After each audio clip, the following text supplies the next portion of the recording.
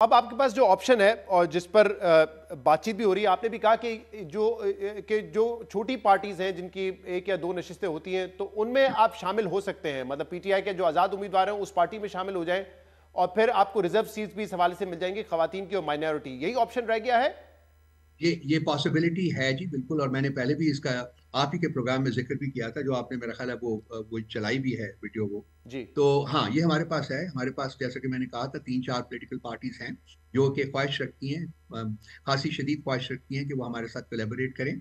और क्योंकि हमें दीवार के साथ लगाया गया है, और अगर हमें ये और कोई हमारे पास ऑप्शन ना रहा, ना हुआ, तो हम फिर इस ऑप्शन को डेफिनेटली यूज करने की क्या सोचेंगे, सीरियसली सोचेंगे। तो कौन सी पार्टीज हैं जो आपके साथ कोलैबोरेट करने के लिए तैयार है? क्योंकि इससे पहले जो आपके साबिक पीटीआई के रहनुमा थे, उनके साथ आपने करने की कोशिश की थी कि हम उनके सिंबल पे लड़ लेते हैं, बल्लेबाज के निशान पे। तो आपको पता है उसका क्या नतीजा निकला फिर? आप बड़े मासूम सवाल कर रहे हैं। अगर हमने जिसका नाम पहले लिया था उसको उठा लिया गया था, अब अगर मेरे मुंह से और नाम निकलवाएंगे तो वो भी बेचारे उठ जाएंगे। तो इनको जरा थोड़ी देर के लिए पोशीदा रहने दें।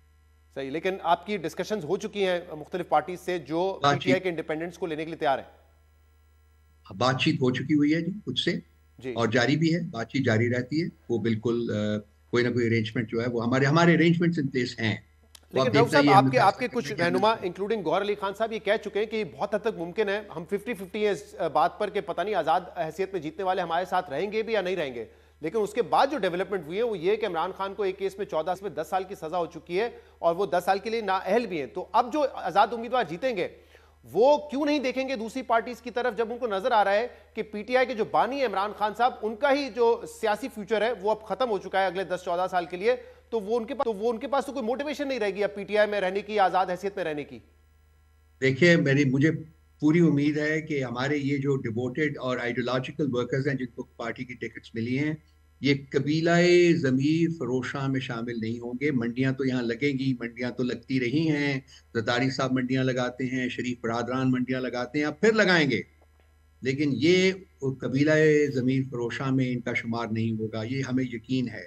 और ये वो लोग हैं जो कि सीट्स के लिए सिर्फ पार्टी में शामिल नहीं है, बल्कि खान साहब की विजन के फॉलोअर्स हैं, पैरोकार हैं। रऊफ खान साहब, साहब की अगर जो ड्रीम प्रैक्टिकली है देखें तो वो इनमें बहुत सारे लोग ऐसे हैं, इवन जो गौहर साहब जिनको आपने चेयरमैन इलेक्ट किया था, वो एक साल पहले पार्टी में आए थे। अगर आप देखें 9 मई के बाद पुराने, मैं कई नाम ले सकता हूं जो कि इमरान खान साहब के साथ शुरू से हैं, जिसमें साबिक गवर्नर इमरान इस्माइल हैं, अली जैदी साहब उनके साथ तकरीबन 15-20 साल का सफर गुजार चुके हैं, जहांगीर तरीन उनके सबसे क्लोज एड दोस्त। मतलब इस तरह के तो बहुत सारे नाम है जो उनको छोड़ के चले गए। तो अब उन लोगों से उम्मीद लगाना कैसे ये लॉजिकल शहजाद है? साहब, आप तस्वीर का एक रुख दिखाने के आदी हो चुके हुए हैं। आप ये भी तो बयान कर दिया करें कि उनके साथ हुआ क्या था, ट्रीटमेंट क्या हुआ था। ये भी तो जरा बयान करने की कोशिश कर दिया करें भाई। जरा दूसरी नहीं रुख नहीं, जो ये है ये तस्वीर ये का बात वो भी आपकी दिखा दुरुस्त दिया है। करें। बहुत सारे केसेस में हमने देखा कि उनको आके प्रेस कॉन्फ्रेंस करवाई गई जिसकी वजह से पार्टी छोड़ के गए, लेकिन वो सिलसिला रुका तो नहीं ना, वो फिर भी हो सकता है, वापस भी हो सकता है।